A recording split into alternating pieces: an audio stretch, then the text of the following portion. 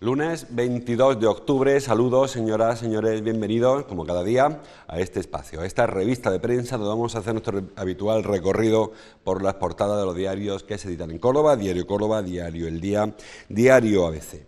Tenemos un par de asuntos en los periódicos que copan las portadas, que coinciden las portadas. Empezamos en este caso por la foto, porque tanto El Día como el Córdoba coinciden en su foto de apertura. Y es para el memorial Diego López de Haro que se vivió ayer, que pudieron ver ustedes en directo en estas mismas pantallas. Y lo tienen. Foto para el Diario Córdoba, foto que firma Paco González. Desfile real de caballos y paraguas por Córdoba titula. La lluvia no impidió ayer que los cordobeses acompañaran por todo el recorrido a los miembros de la escolta real en el 450 aniversario de las caballerizas reales y en memoria de Diego López de Haro, creador del caballo español, en otra jornada que volvió a ofrecer llenos en los patios de Flora. Luego hablamos de Flora. El diario El Día también trae foto para este evento en su portada y la tienen. Una foto que firma Juan Ayala. Córdoba reivindica el caballo español, titula, y el paso en esta foto, el paso frente al Palacio de la Merced, como ven, la magna marcha ecuestre muestra la historia de una raza que nació en la ciudad. Bueno, como les digo, ayer pudieron ver en directo este desfile, en estas mismas pantallas.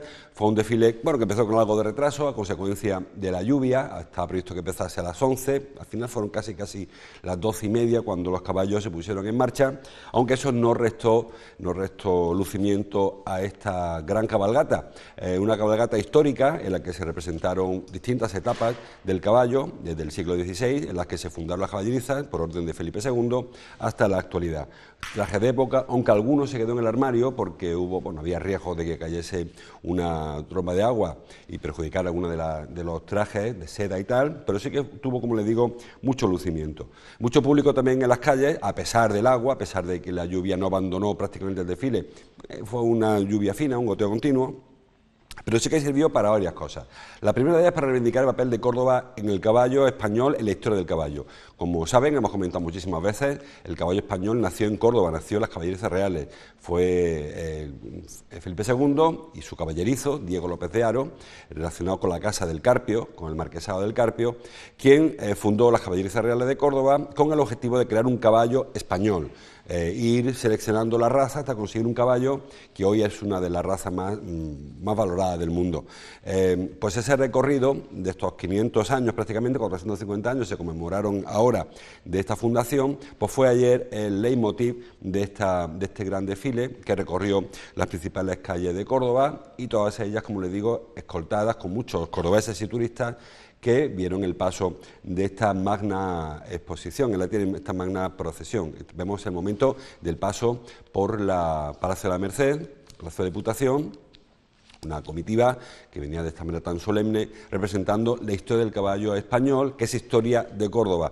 Hemos hablado mucho en los últimos meses de Córdoba, cómo Córdoba ha ido perdiendo protagonismo en el mundo del caballo, como Córdoba debía ser el gran referente nacional, incluso internacional del caballo, pero se ha ido cediendo espacio. Córdoba, mientras estuvo en nuestra ciudad el depósito de sementales, el 7º depósito de sementales, que luego se trasladó a Écija, como recordarán. Mientras estuvo eso fue un poco la herencia de las caballerizas reales. Cuando se perdió este referente, pues Córdoba se quedó un poco el caballo en el ámbito particular.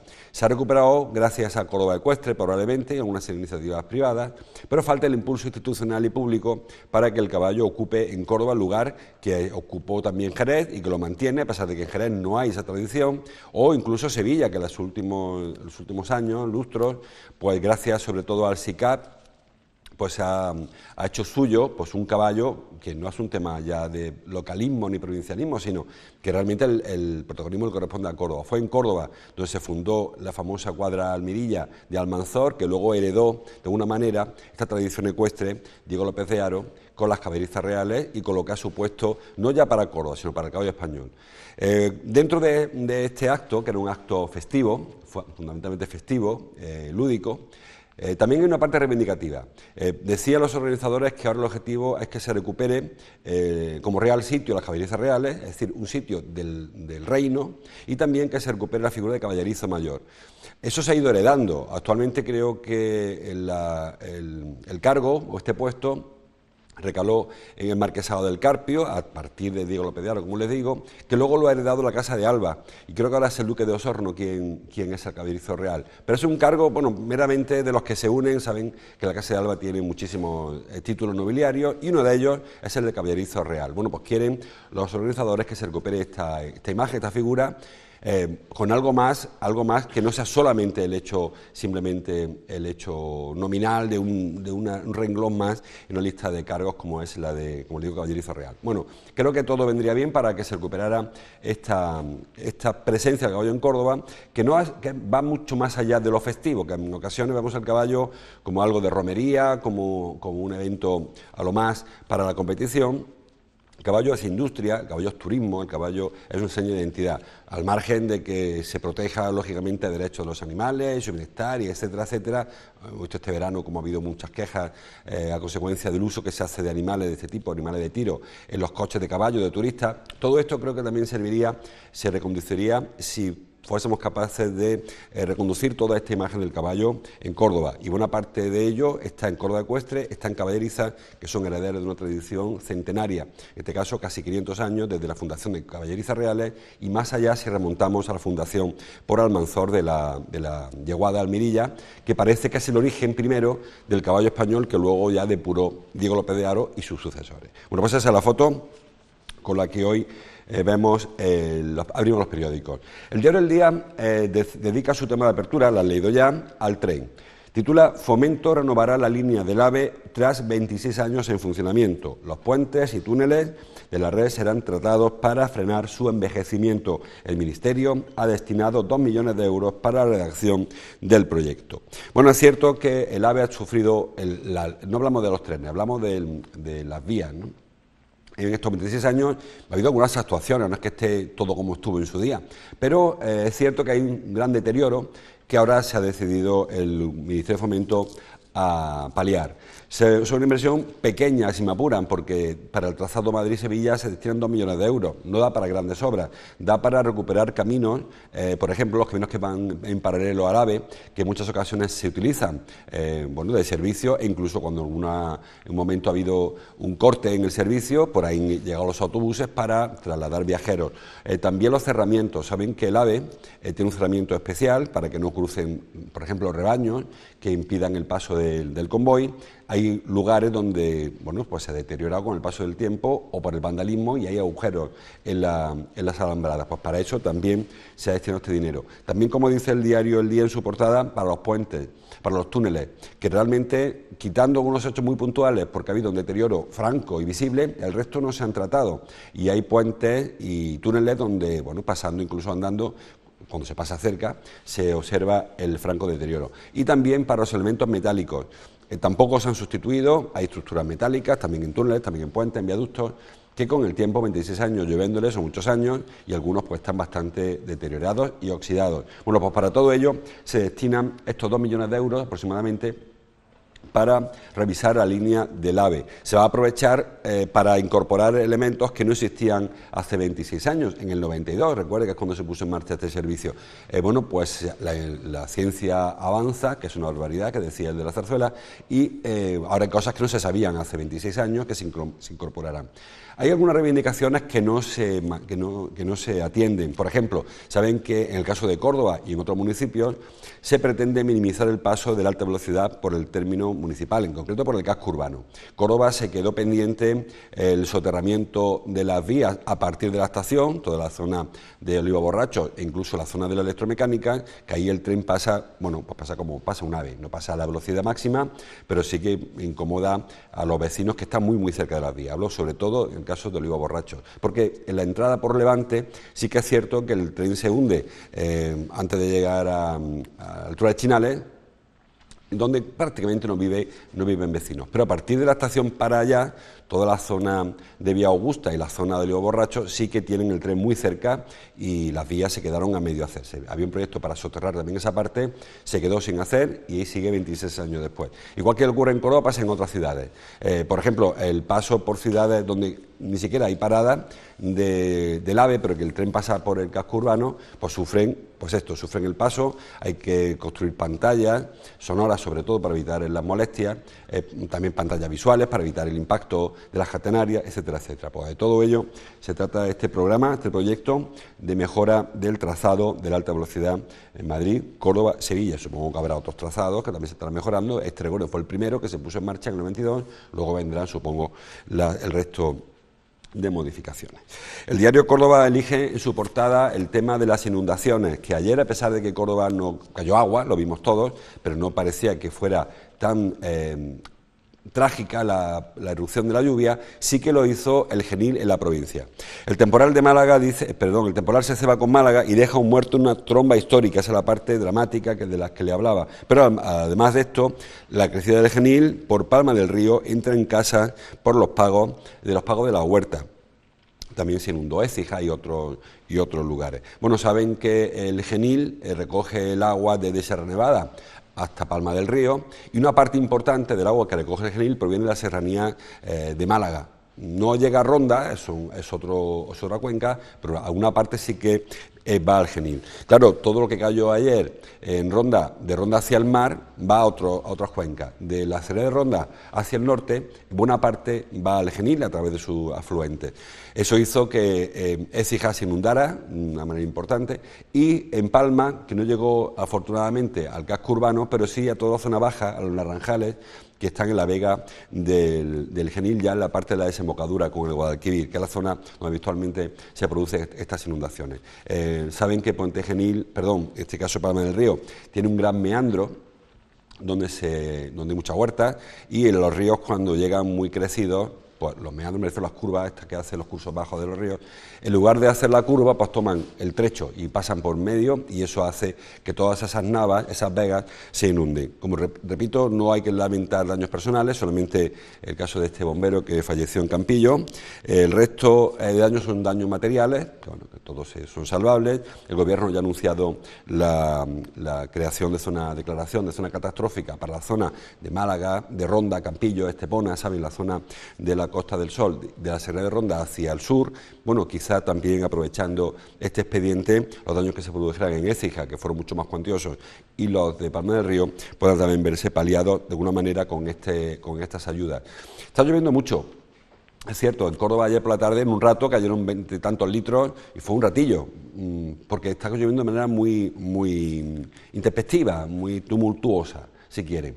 De una manera muy tormentosa, algo que el otoño no es habitual, son lluvias más de primavera que de otoño, pero sobre todo lo que estamos observando, los daños que están produciendo, son a consecuencia fundamentalmente del mal estado de torrentes. Lógicamente, el primer daño es la lluvia, el primer causante de que se produzcan daños materiales y personales, que son los que más nos preocupan, lógicamente, es la lluvia. No vamos ahora a restar responsabilidad a donde viene, que es la lluvia que ayer cayeron 400 litros, lo que llueve en un año habitualmente en Teba, cayó ayer en un día. Pero digo que además de ese componente, el componente que no es controlable, que es el componente meteorológico, climatológico, también está la parte que sí que podemos arreglar nosotros, la limpieza de torrentes, la limpieza de cauces, la preparación de colectores, la preparación de balsas, y sobre todo la prohibición de que se construya en terreno inundable. Hay normativa más que de sobra para impedir que las personas vivan en lugares que están expuestos a la acción de los ríos, de los torrentes, de los arroyos, y pese a ello pasan los años y seguimos construyendo o tolerando que haya viviendas con personas dentro, con sus enseres y sobre todo poniendo en riesgo su propia vida en zonas que, les digo, no son zonas que estén autorizadas para ello. Yo no conozco el caso de ayer de Estepona o Campillo o Teba o Ronda, donde más se afectaron, pero vimos el caso de Sant Llorenç hace unos días en Mallorca, donde un barrio entero construido en una torrontera, en una rambla, en un torrente, se lo llevó el agua por delante, porque como siempre se dice, cuando el río llega con sus escrituras, y eso es suyo, por mucho que nosotros nos empeñemos en ocuparlo. En el caso de Palma del Río, habitualmente son explotaciones agrícolas, los naranjales que se han sembrado muy cerca del río porque son zonas mucho más fértiles, la beca mucho más fértil, pero también las estructuras que hay ahí, las naves, las viviendas, pues sufren los daños cuando se producen estas anegaciones, estas inundaciones, que repito, en Palma del Río solo fue una calle en concreto, que es la que siempre se inunda, y las parcelas y las casas de labor que hay en esa zona. Así que lamentar, aunque afortunadamente para el caso de Córdoba hemos pillado la parte pequeña de la tragedia que supuso ayer la muerte de un bombero en Campillo. Bueno, más cosas. Hay poca cosa local en los periódicos hoy. El diario ABC trae en su página 2 un asunto, bueno, que va a ser polémico de aquí a unos meses, todavía no. Córdoba dice, Córdoba triplica el límite de salas de apuestas que permitirá la futura norma municipal. La proliferación, dice el diario de Vocento, la proliferación de salas de apuestas ha llevado a la asociación Acoger saben que es la Asociación de Jugadores de Ludopatía, a la asociación Acoger, a impulsar medidas para controlar estos locales. El Ayuntamiento trabaja ya en una normativa para conceder una licencia por cada 20.000 habitantes. Actualmente hay 44 negocios que, de estar vigente esta norma, se quedarían reducidos a 16, 3 veces. Sería 42, bueno, pues más de triplicar. Según la normativa que quiere aprobar el Ayuntamiento, a instancias, como les digo, de Acoger, la Asociación Cordobesa de Jugadores en Rehabilitación, cabrían solamente 16 salas y ahora hay más del triple, que serían 43, 44, pues por ahí anda, por el triple. ¿Qué va a ocurrir con esto? ¿Se obligará a cerrar salas? Pues yo entiendo que no. Esto es un poco como el caso de los Uber y de los Cabify, en fin, los vehículos de alquiler estos con conductor, que cuando se legisla después de que ya existe una normativa, es muy complicado hacerla retroactiva, hacer que las cosas que se aprobaron años atrás, cuando existía otro tipo de normativa, se modifique. Son empresas que en el caso de cerrar, pues no abrirían de nuevo. Básicamente en eso consiste la nueva normativa, la adaptación, entiendo yo. No creo que ahora vaya el Ayuntamiento a ir cerrando la sala de apuestas. Es muy polémico el tema de la sala de apuestas, sobre todo porque hay mucha gente joven que se está viendo enganchado a las apuestas, porque además yo no sé cómo se está permitiendo, pero se hace así, jugadores que son jugadores de élite, de fútbol sobre todo, que hacen anuncios en las televisiones invitando a los jóvenes a que apuesten y que hagan su apuesta, si va a marcar tal equipo antes que el otro, si marca tal jugador, si empatan, si ganan y cuál es el resultado.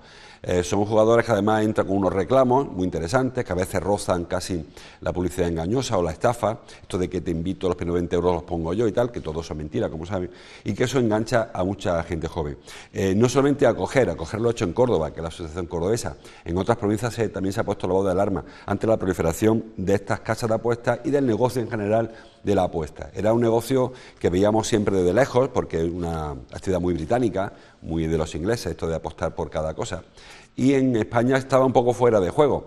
Se ha abierto la normativa, se ha permitido la llegada y claro, pues ahora es raro la televisión por la noche sobre todo, donde no te anuncian casas de juego, póker online, bingo online y también con las apuestas deportivas. Creo que eso hay que poner pie en pared y regular porque se está detectando, como les digo, una proliferación de ludopatía. El diario El Día también lo trae en su portada.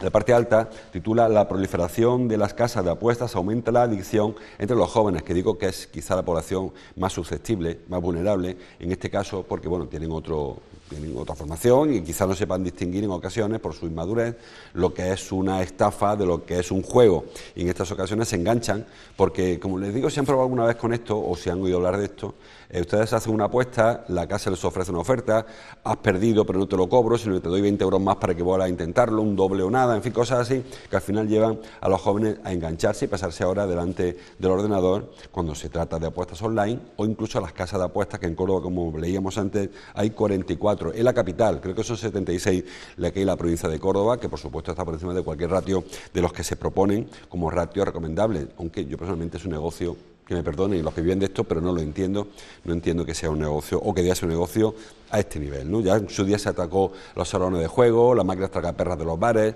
saben que todo eso se ha ido regulando y ahora ha aparecido este fenómeno de las casas de apuestas y el de juego online, que creo que hace falta, pues eso, legislar de manera más seria. Más cosas. El diario El Día titula en su portada: el Festival Flora recibe más de 91.000 visitas durante el primer fin de semana. Saben que el festival va a durar hasta el día 28, es decir, hasta el domingo que viene, con lo cual tienen ocasión de aprovecharlo tanto el día de festivo, el día de San Rafael, que es el miércoles que viene, como los días del fin de semana que viene. En principio, la lluvia hizo temer a que hubiese menor presencia de visitantes, pero no. Es un festival que se ha consolidado en apenas 2 ediciones.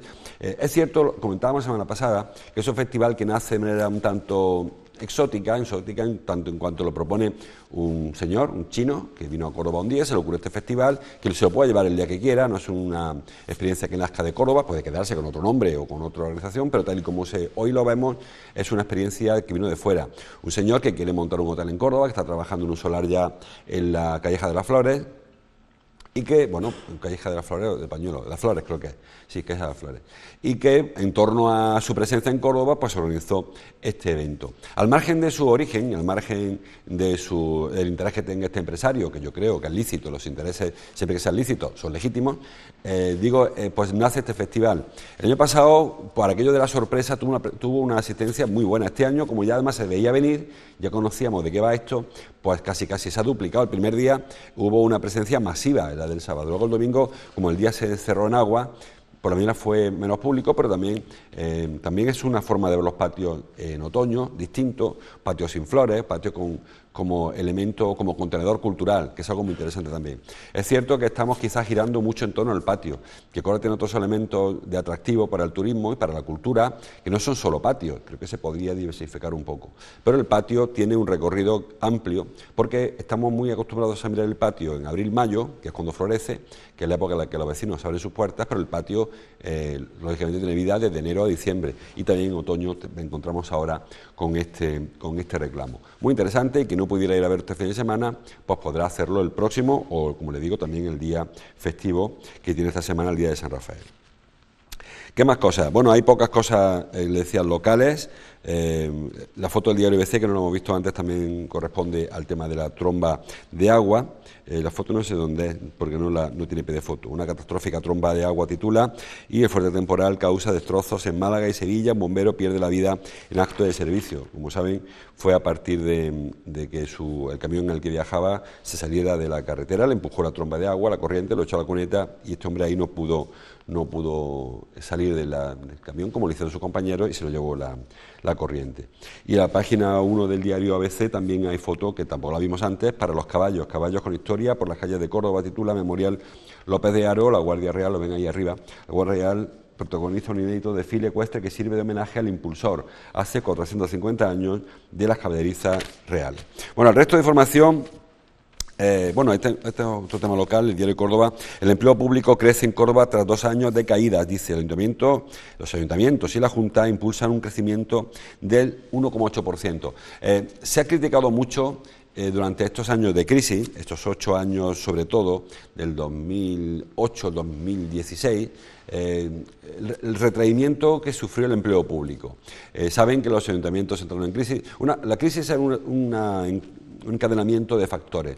Cuando la actividad de las ciudades decae a consecuencia de la crisis, se pagan menos impuestos, lógicamente, no hay actividades económicas, incluso IBI, morosidad, etcétera, y eso hace que las arcas municipales también entren en retroceso.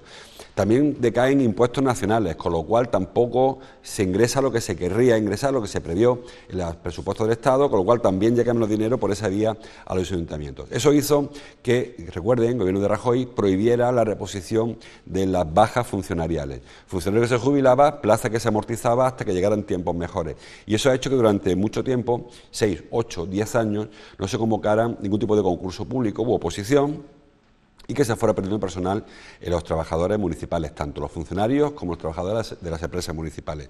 Ahora, bueno, no es que esté la cosa para tirar cohetes, pero hay un poco más de alegría en la institución pública. Y hemos visto cómo se han convocado plazas en ayuntamientos, en SADECO, en bomberos hace unos días. La Junta de Andalucía ha hecho una oferta pública de empleo importante y se está recuperando algo de empleo público. Hubo 2 años últimos que ha ido para abajo porque, como les digo, no es que se despida a nadie, es que no se amortizaban plazas. Y si se amortizaba, era que se amortizaban estaban y no se recuperaban, no se reponían las plazas. Y además muchas de ellas se reponían, las que se conseguía contratar a alguien, mediante interinidades, eventualidades. Ahora se recupera empleo público y es una línea nueva que se abre para los jóvenes, sobre todo, que se quieren incorporar al mercado laboral y que encuentran aquí en el empleo de la Junta o los ayuntamientos, encuentran un punto en el que agarrarse. Más cosas. Dice el diario Córdoba, la banca prorrogará 3 años más las rebajas en las viviendas. Los descuentos ya alcanzan hasta el 64% de la tasación original. Seguimos hablando de consecuencias de la crisis económica de hace unos años. Sobre todo hace unos años, aunque aún hoy hay quien la sigue sufriendo. Los bancos se quedaron con muchas viviendas. Eran personas que habían comprado una casa que no podían afrontar las obligaciones de pago, las hipotecas, y que las entregaron al banco, en ocasiones como dación en pago, en ocasiones porque no había manera de seguir pagando y bueno, toma la llave y sigue tú con esto. Eso ha llevado aparejado que los bancos vayan acumulando muchas viviendas y locales, pero sobre todo viviendas, que los que sufrieron más las consecuencias de la subida de la pérdida de empleo, de la subida de hipotecas, etcétera, etcétera.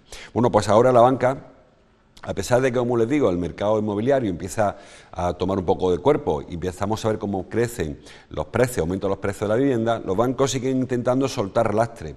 Un banco no quiere para nada un piso. Un piso para un banco es un elemento hostil, es un elemento que le incomoda las cuentas, que le obliga incluso a pagar las comunidades, el IBI de cada uno de los inmuebles que tiene. Y claro, un banco no tiene un piso, a lo mejor tiene 200, 500, 1000 pisos, los que tenga cada banco.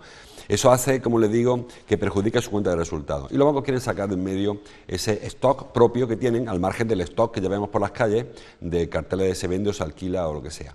Bueno, pues la banca va a seguir manteniendo precios por debajo del mercado, intentando sacar piso de sus carteras. Hay hipotecas, incluso hay bancos que tienen hipotecas basura, hasta que fueron comprando para quitarse de en medio activos. Todo eso hay que limpiarlo, porque la banca funciona a base de resultados. Los bancos funcionan si ingresan más que gastan, y eso hay que resolverlo saneando las cuentas, saneando los balances. Como dice el diario Córdoba, actualmente hay pisos que se venden hasta el 64% por debajo de lo que marca su tasación oficial. Bueno, tasaciones que ya recuerden en su día también se hicieron muy al alza, porque se tasaba por encima para poder engordar el préstamo. Se incluía en la entrada, el piso, se incluía el mobiliario y hasta la mudanza. Todo se metía en el mismo crédito, como les digo, para facilitar la contratación de créditos, de hipotecas.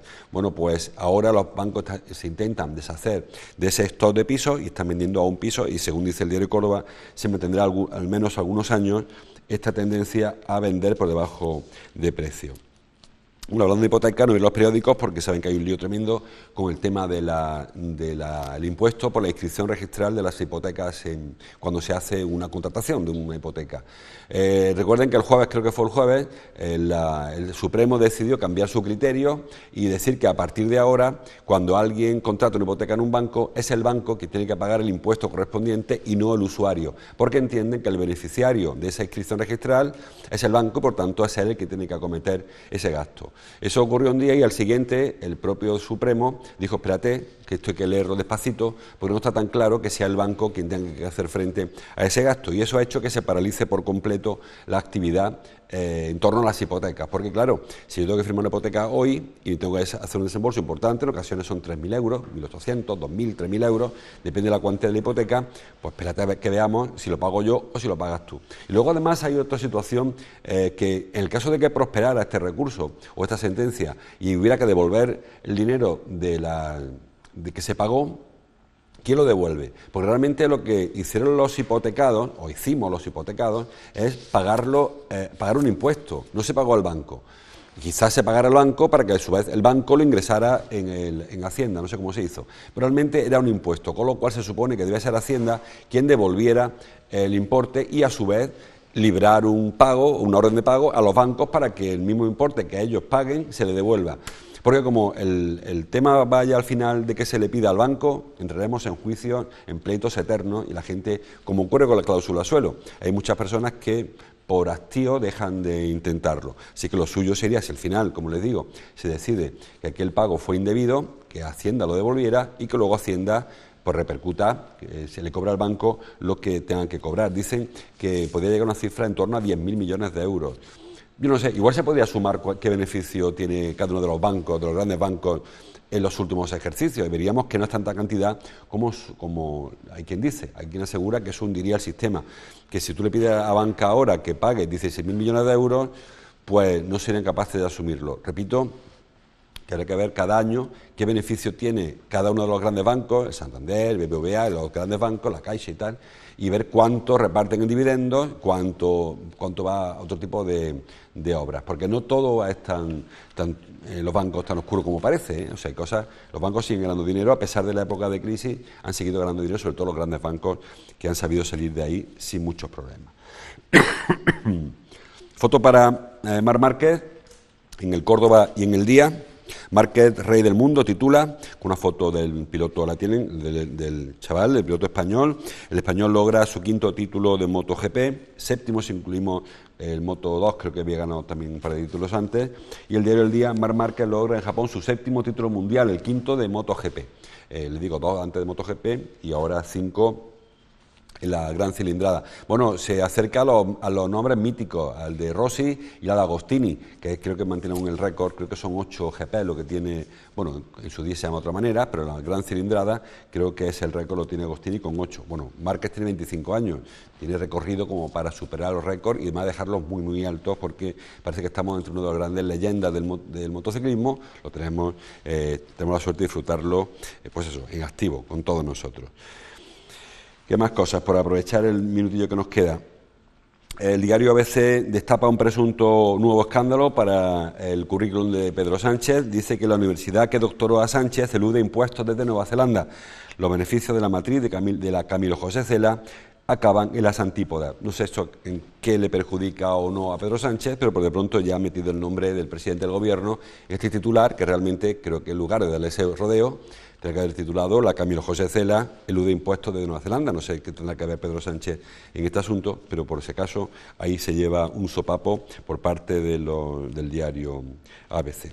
Y por acabar, el tema de la proliferación de armas, dice el diario ABC, por ejemplo, que Estados Unidos abandona el pacto nuclear con Rusia para volver a rearmarse y frenar a China. Bueno, saben que la política armamentística de Estados Unidos es un vaivén, dependiendo de qué partido esté en el gobierno, si los republicanos o los demócratas. Habitualmente los demócratas han sido siempre más partidarios de la no proliferación de armas, sobre todo nucleares, y los republicanos, que tienen quizá más apoyo en la industria armamentística norteamericana, pues han sido siempre más partidarios, pues eso, de construir misiles.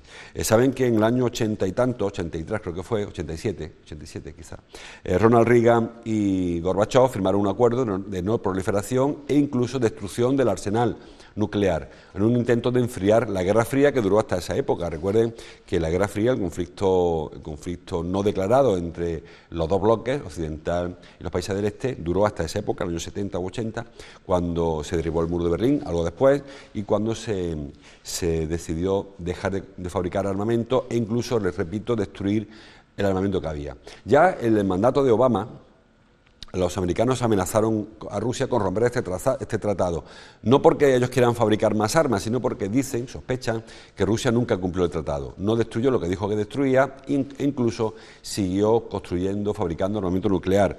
Dicen los americanos que ahora no solamente el problema es Rusia, sino que China, a su vez, también está incumpliendo tratados, está fabricando. Saben también el tema de Irán. Los americanos sospechan que Irán también está fabricando armamento.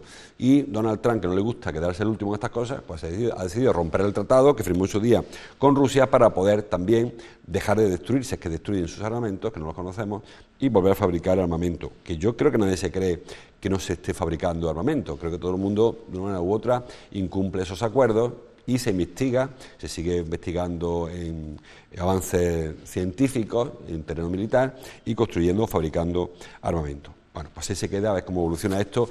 Lógicamente, la opinión pública de ahora no era del 83, han pasado muchos años desde esto, han pasado 30 y tantos años, 87 creo que. En cualquier caso, han pasado muchos años de esta historia y lógicamente pues hay una sensación en la calle de que no estamos por el conflicto armado, por la Guerra Fría y por elevar el clima de tensión entre las potencias, que hoy parece que China se ha unido a este club de países que ponen en riesgo la paz mundial. Ojalá que las cosas se tranquilicen y que en el ámbito nacional también, ámbito internacional y sobre todo en el tema de la lluvia, nos dejen una semana tranquila que parece que así se presenta. Hasta aquí llegamos, les dejo con la programación habitual de esta casa, con Ángeles Mellado, con su Café Mediodía. Mañana seguimos leyendo la prensa. Hasta entonces, como siempre, gracias por su atención.